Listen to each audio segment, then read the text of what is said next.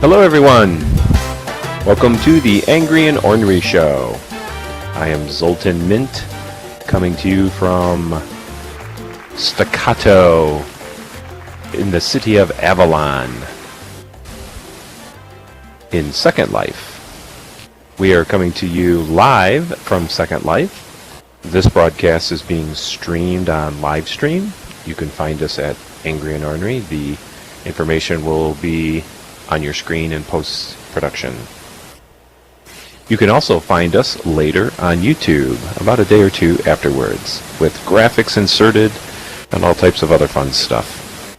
Look for that on the Angry and Ornery channel, which you can subscribe to, and I encourage you to do so, on YouTube. Well, without further ado, let us get my co-host out here, Lionheart. Come on out, Lionheart.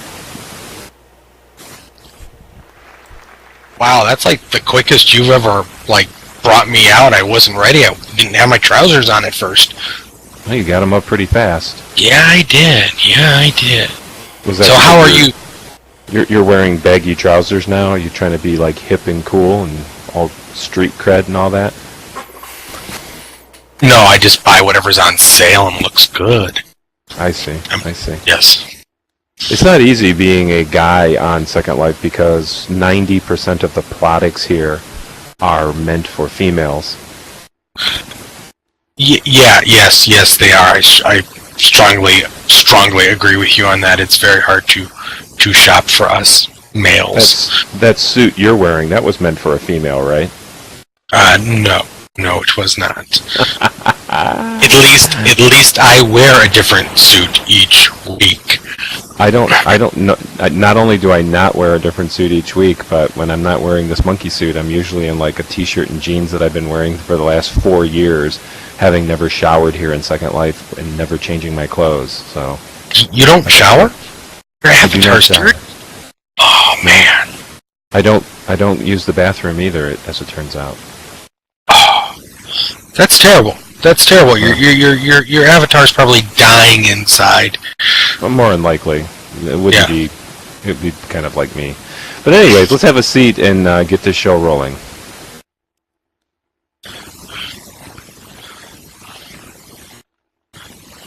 How's the weather out in Arizona? The weather is beautiful out here. 80 degrees, breezy. How's it? How's it there in Ohio? Not the greatest. We're in the middle of a series of thunderstorms that are moving through, so if for suddenly I cut out or disappear during the show taping, you'll know that it was probably because of a lightning strike. Okay. Hopefully, it'll be good for ratings if we hear you go scream and then we hear the sound of electricity and then it cuts out. I'll be as dramatic as I can. And I promise I will carry on the show without you. Excellent. Yes. Speaking of the show, what number show is this? Are we on 9? It's number... I think it's number 9. I have no idea. So someone's going to tell us. Oh, look at that. A lovely audience member told us this is episode 9. Who would have thought that we'd make it to 9 episodes? Either we have... a lot of luck, or we just don't know when to stop talking, right? Maybe a little bit of both. I can't believe we put up with each other for 9 episodes. Well, we're going to go, what are we going to go to? Standard, we're going to try to go to standard 24 episodes for a full season? Okay. If I live that long, that's fine. We on YouTube, I have them listed as seasons. So this is season 1, episode 9, and hopefully we can go 24. So anybody that sticks with us for 24 episodes will receive a shiny new Buick at the 24th episode party that we'll have. Excellent. Oh wait, Joseph's in the audience again. We lied to him once before about a trip somewhere, and now we're lying about a car.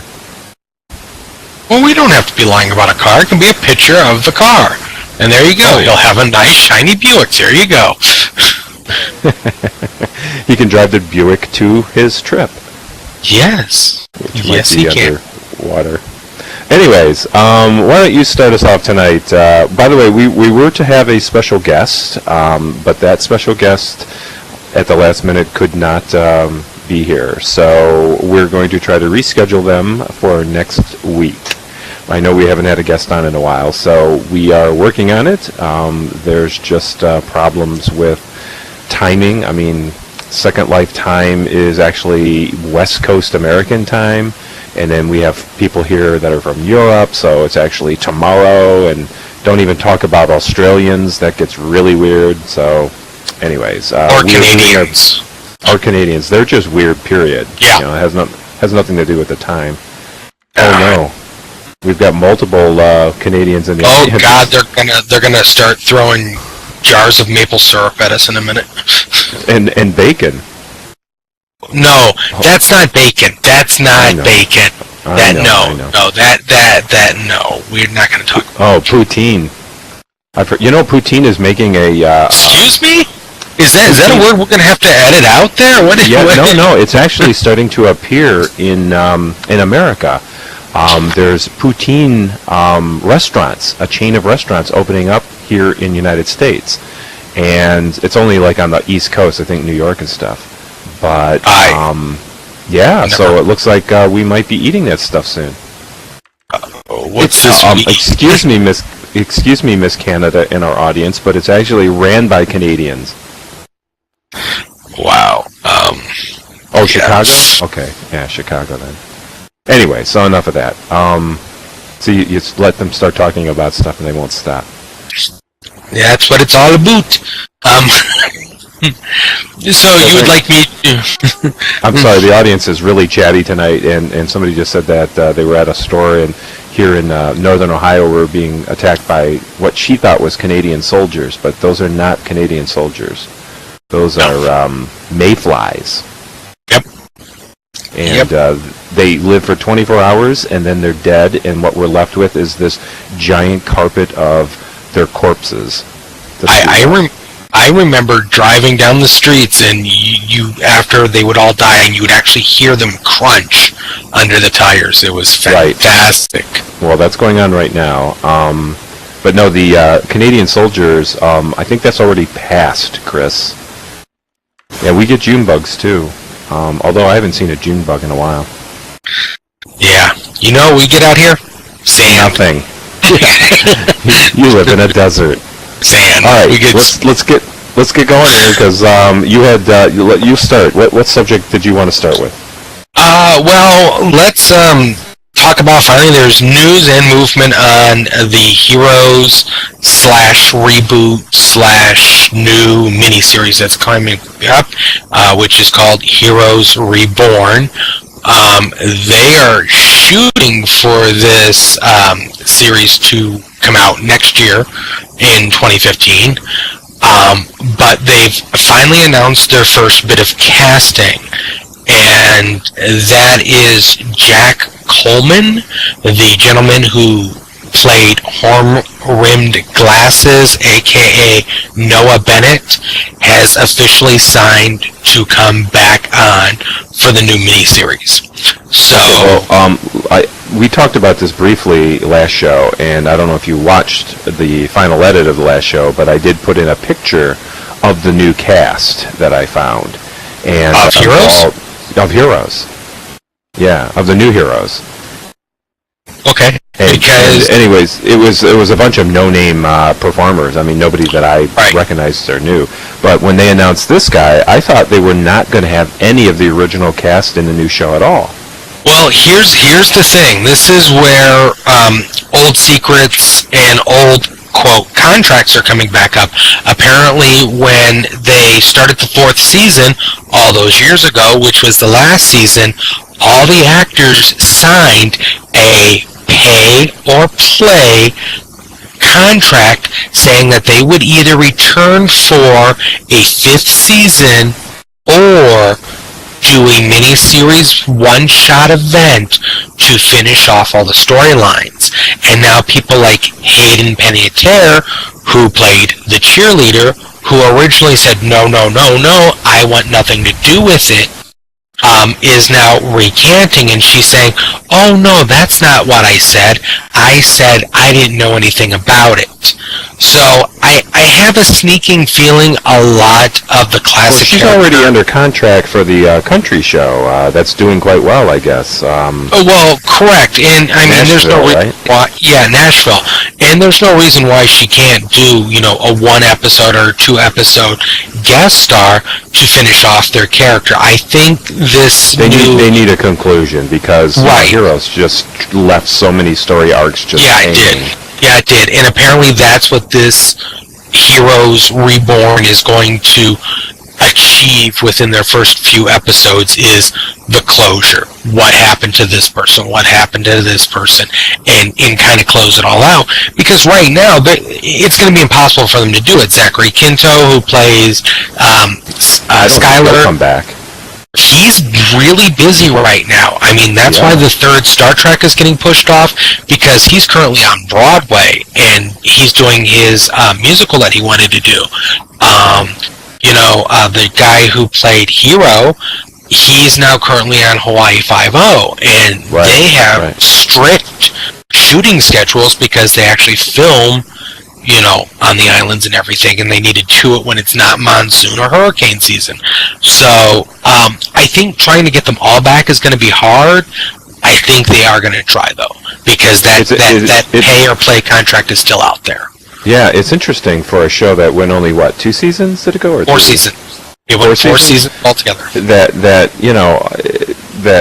all of the stars, pretty much the main characters, went on to do many other projects. Yeah, they did. It was a good launching point for, it was Hayden's launching point. It was Zachary Quinto's launching point. Jack Coleman had been in a couple things before that, but never really noticed until that series started. So, I'm not going to be too surprised if some of the, good folks show up. And plus, George Takei is always willing to do anything anymore, it seems. Of course he is. So, of course he is. We've got that, and a odd subject for me is I also just recently this past week. Are you changing? I'm jumping the shark and. You're supposed to give me a turn, you dumbass. I was going to let you go complete at the end. So go ahead. Well, I actually only have a small bite here, and then you can take it away. But I would be wrong to not mention a new podcast that my daughter has more or less forced me to start listening to.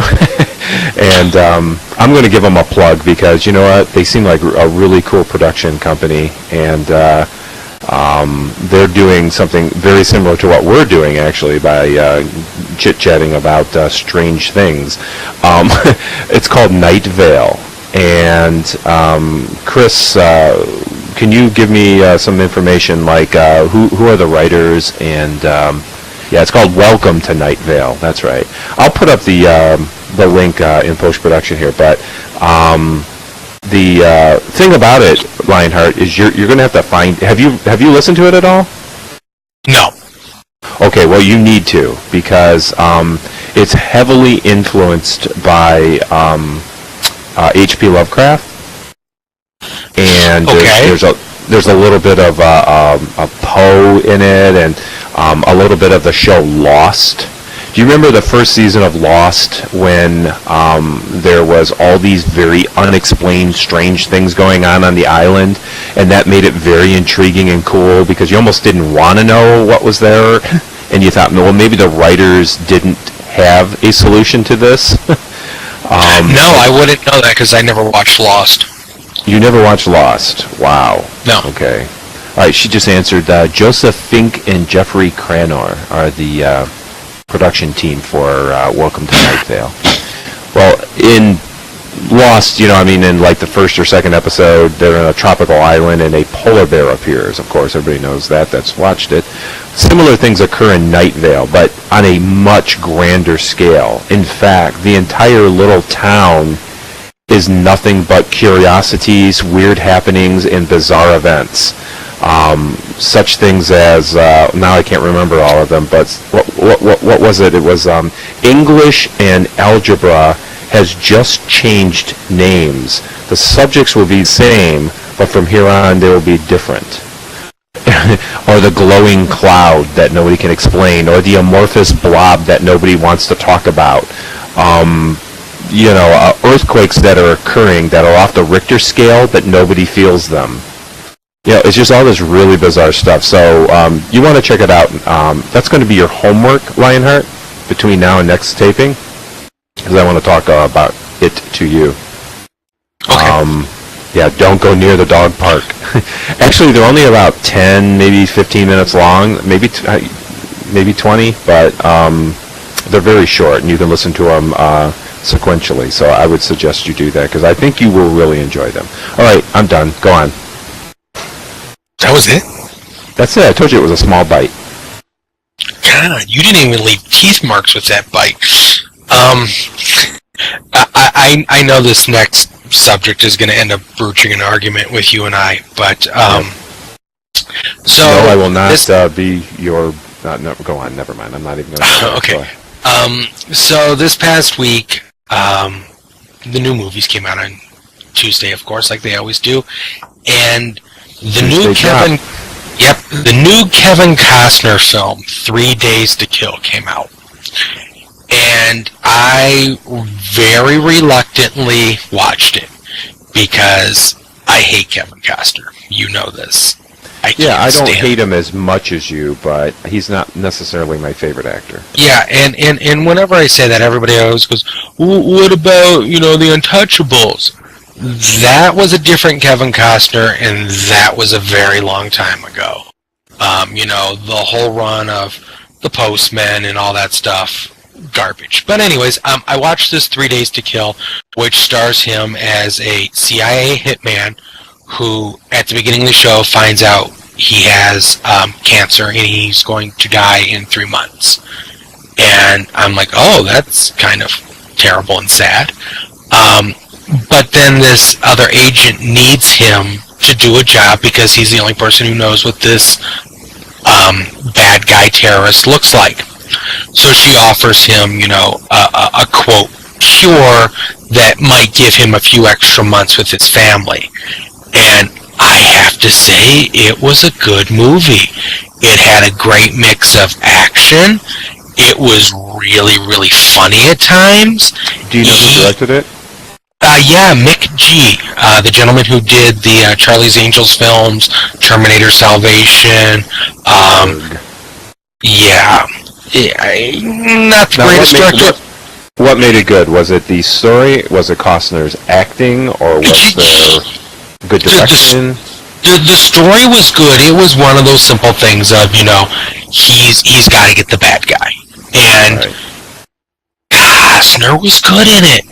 And he's playing this very serious assassin, and he is at times very funny because he's starting to realize that not everybody he kills is necessarily a bad person. And not ruining the film, there's a part where he needs information from this guy. So he goes to his office, and of course there's 2 bad bodyguards there.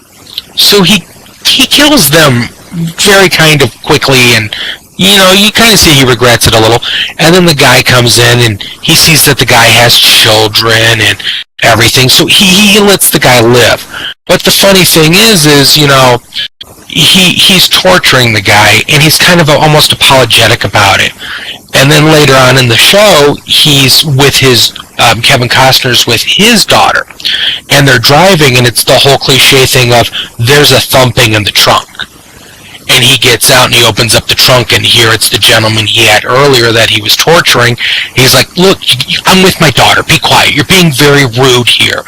And, I'll let you out when we're not together anymore, when I'm not with my daughter.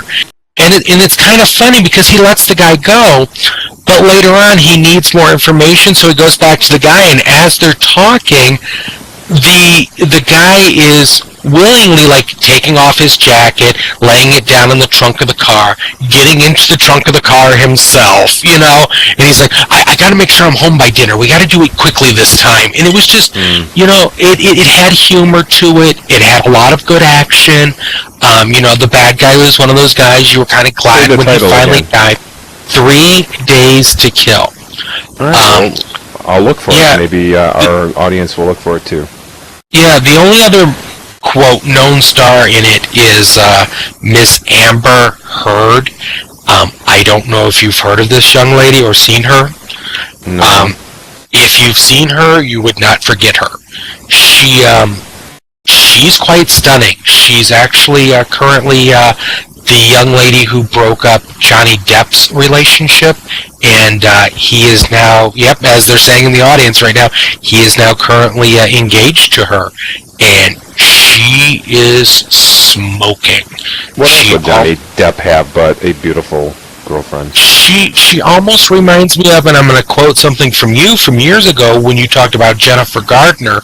She's one of those, she's very pretty when she's, you know, normal, but in 3 Days to Kill, she likes to do a little bit of, you know, dress up every now and then. So when you see her, she's in different wigs, in different outfits, and man, she is just smoking out. I remember my comment about Jennifer Garner was the fact that without makeup, she's such a plain Jane. She's not necessarily spectacular in appearance, but in the right makeup, in the right clothing, in the right wigs or whatever, she can be stunning, you know?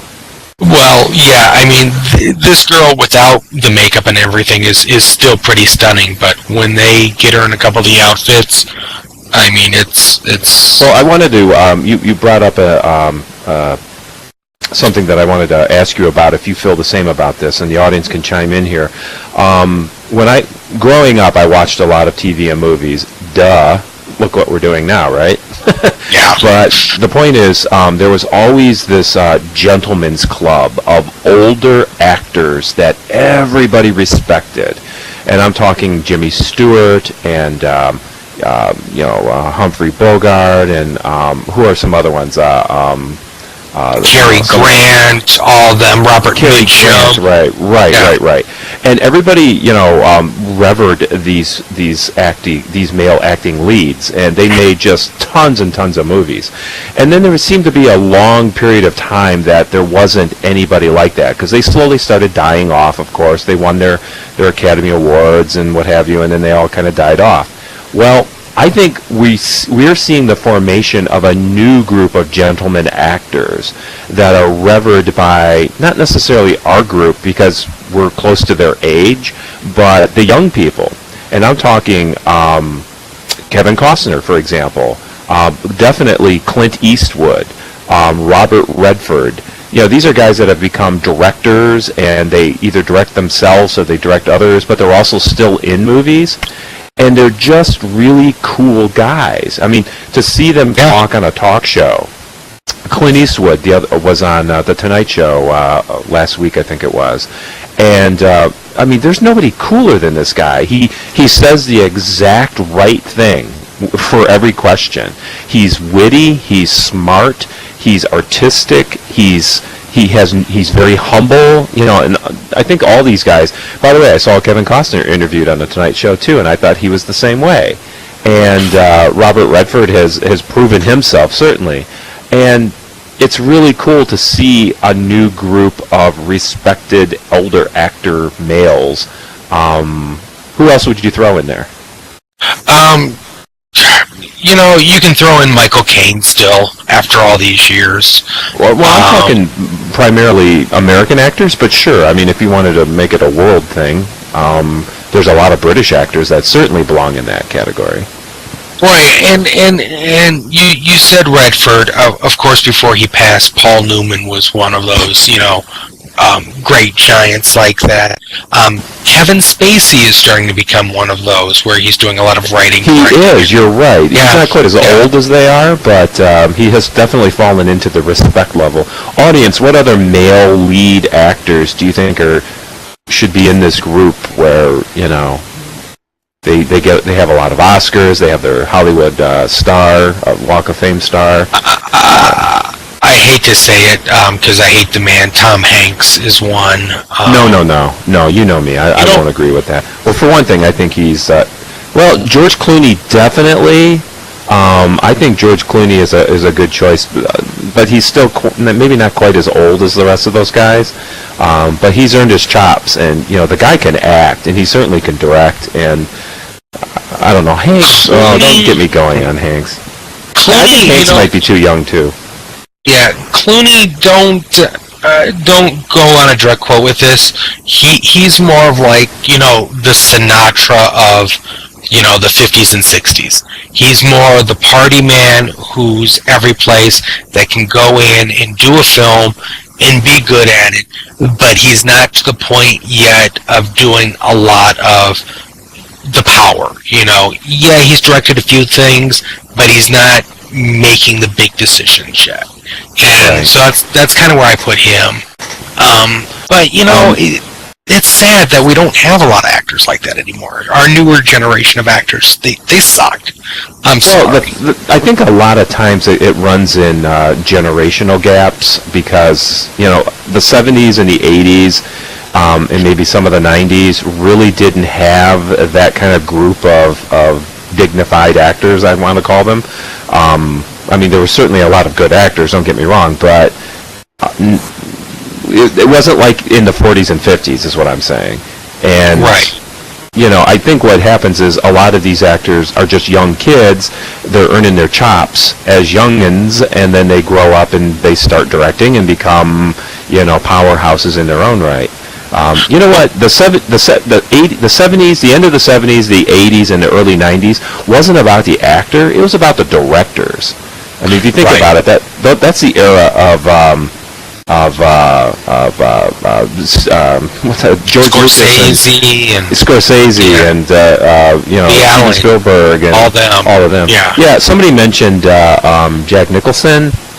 I guess, but my problem with Jack Nicholson, Maya, is that he's the same character in every freaking movie he's ever been in.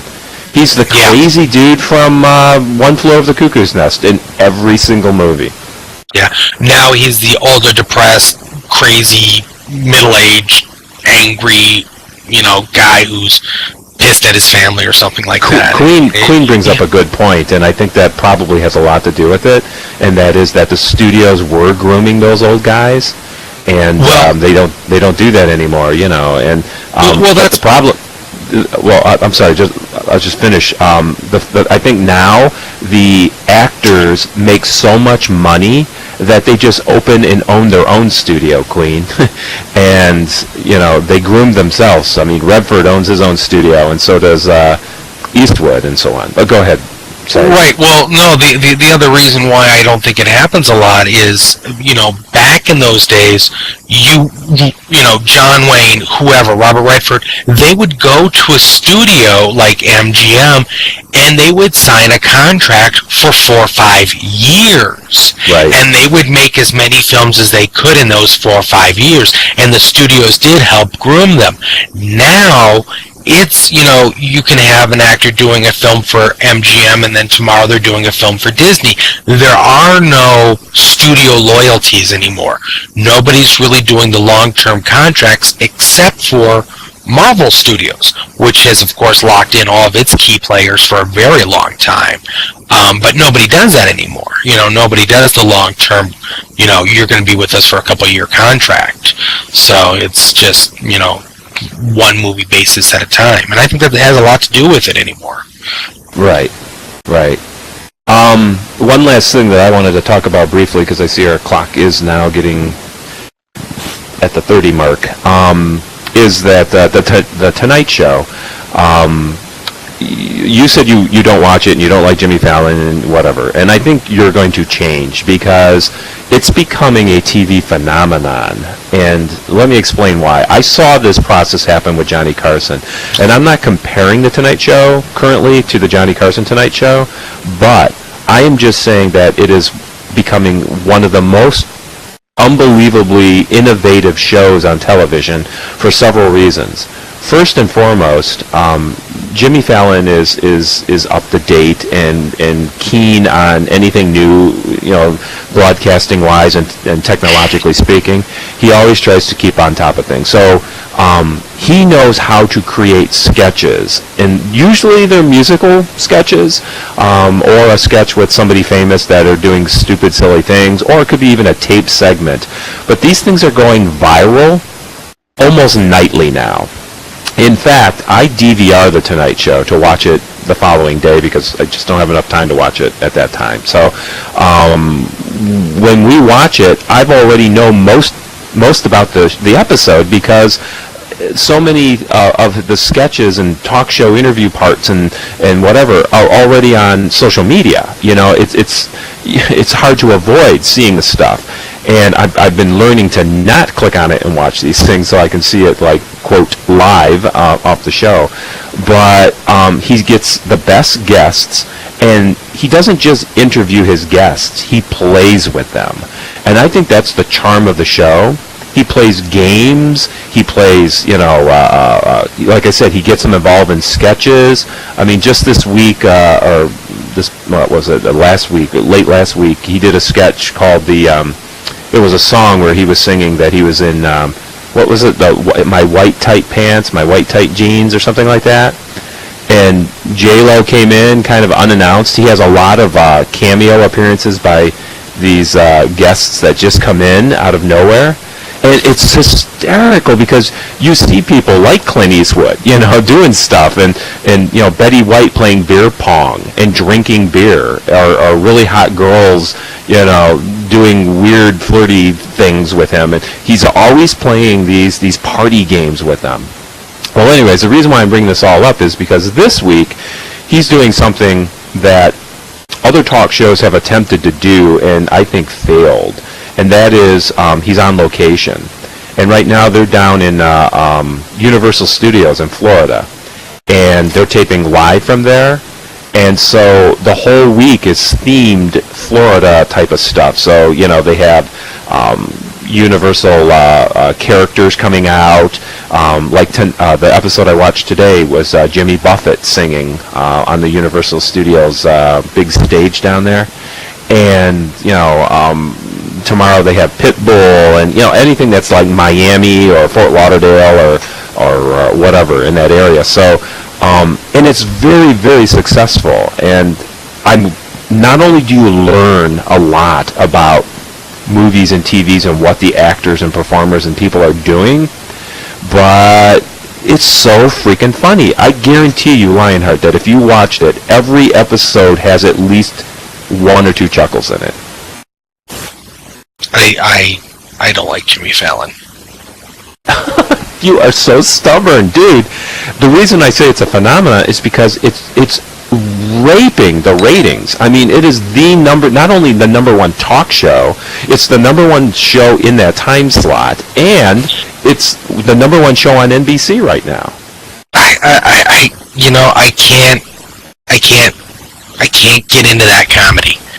I don't know what it is. I don't know if I've become an old... That's the problem. You don't know what it is. I think you're basing this a lot on either Fallon's SNL, Saturday Night Live stuff, or maybe the old late night with Jimmy Fallon, because it's not. It's almost like it's matured to another level. And well, I never watched his old show.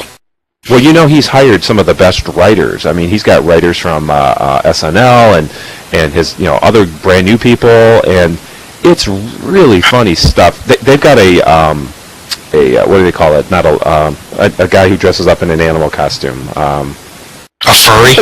No, what's it called? Mascot. Out here. Mascot. Thank you. They've got a mascot now that's a panda. They call it hashtag. And it wasn't really supposed to be a mascot. It just starts becoming a mascot. And now it comes out and it dances, and it gets real tired, and it falls down, and it's like too old to be doing this thing. But recently, it's been removing its head, and there's like guest celebrities under there. And I don't like Ben Stiller, but he was this last week, and it was hysterical. So you've got to start watching this. I mean, there's like Saturday Night Live sketches. There's a little bit of Monty Python weirdness. There's like British dry humor involved. It's outrageous, man. It's really outrageous. See, I don't know what it is Jimmy Fallon is just one of those people, when I see him, I want to punch him in the face. I don't know what it is. I don't like him. You know what? The thing is, Hollywood loves him. I mean, he is beloved by everybody. For some reason, he's a super, super nice guy.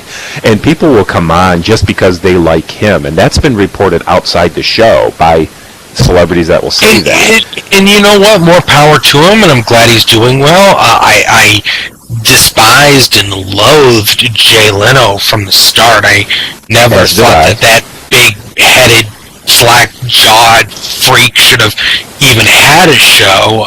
You know what? Jay Leno did a good job. It wasn't a great job, but he wasn't very innovative. I mean, the best part of his Tonight Show was Small Town News, and other than that, I could really care less. Right, because for the first 4 years, he was trying to be Johnny Carson. And you can't be, nobody can be Johnny. Lionheart, I'm going to even say this, and this will probably infuriate you, but I grew up in Johnny Carson. I used to watch Carson. As a kid, I would stay up till the end of a Carson show, even during the school season. I'm talking when I was like 8, 9, 10, 11 years old, okay? So he was a magician, I'm a magician, and in a lot of ways, our lives were similar, and I was heavily influenced by him.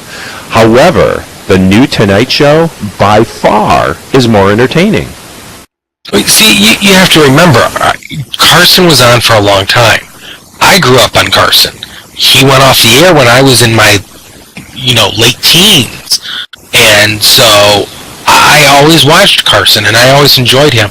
When Leno came on, that's when I stopped watching, and I started watching David Letterman more. And I just going bye-bye, too. I know. Steve Colbert is taking over for him, and everybody's afraid because he plays a character on his show. The the comedy Colbert channel Report. Yeah, and he's not himself. He plays a character there. So, that's what's the real Colbert going to be like? Maybe he's not as entertaining as Dave, or maybe he's even better. I don't know, but I'm telling you right now, the reason why Dave's bailing and the reason why Craig Ferguson is bailing, and I'm surprised Jimmy Kimmel hasn't announced he's leaving either, is there's no way they can keep up with the ratings that the Tonight Show is getting right now. Well, I mean, Letterman's leaving. I mean, he's old. He wants to retire. The show is just like the old Carson show. People tune into it now to get the news because his opening monologue talks about all the highlights of the news, and it's funny as hell. You laugh your ass off. The sketches are hysterical. I will attempt to watch an episode or two. I will set my DVR. Listen, I think you owe me because I sat through both of those movies you recommended. What were they called? I don't know. Yeah, I recommend a lot of movies. The Expendables or Red? Red 1 and Red 2, which, by the way, were pretty good. I didn't mind. I didn't mind sitting through them. They were pretty interesting. I will attempt to watch Jimmy Fallon. If I end up breaking my TV by punching it for not standing... You know what, Fallon, even though he is the head, the guy that is the main talk show guy, you kind of forget, he even fades into the background sometimes because there's so many outrageous things going on. Just watch it a few times. Now, they're coming live from, is it Miami? Where's Universal Studios? Florida. Yeah, okay. Well, they're coming live from Orlando. They're coming from Orlando live, not live, but their show's being taped in Orlando. So they'll be back in New York next Monday. But I'm telling you, man, it was and the musical talent they get on the show is. They had Jack White on the other day. He's got a new album out. This album is so trick. Who did you just say? Who? Oh my God! Did you just say tricked? Did you actually just use the word tricked? I had to use that word. This is Jack White from the White Stripes, okay? And isn't that a gum? All right, dude, you are so old that you need to get just an ounce of hipness in you, okay? I have a lot of hipness, but I don't listen to modern music. Never really have. All right, well, he is a genius. He's probably the best living guitarist, and the guy's IQ is off the charts. I mean, he's just incredibly smart and cool. But anyways, He's released a new album, and it's on a vinyl LP. But this LP is not just a normal LP. It's tricked out. It actually does tricks. Like, if you drop the needle in a different place, it'll play a different song on the same track. It's really cool stuff. There's a hidden track on the center where the paper is, on an LP. Do you even know what an LP is? I actually have a record player. I still buy records. So okay. Yes. Well, he specifically wanted to bring, the love of LPs back, and vinyl. It's called vinyl. Vinyl, whatever, and this particular vinyl album is loaded with tricks. So I'm going to look for it because I still have a record player too. Okay, you do that. Anyways, he sang a song that just killed on the Tonight Show. Jimmy Buffett was on last night. Pitbull's on tomorrow, so he'll probably have a bunch of half-naked girls dancing around him. Is that anything like Spuds MacKenzie or something? Did you know that there's other singers other than Dean Martin and Frank Sinatra? Yeah, there's Bing Crosby. There's Tony Bennett. We have to serve you up a big old bowl of hip, dude, because nothing wrong with those guys. I love them too, but you got to listen to some modern music too, don't you? No, I don't. Do you have any final thoughts? No. Do you? Yes.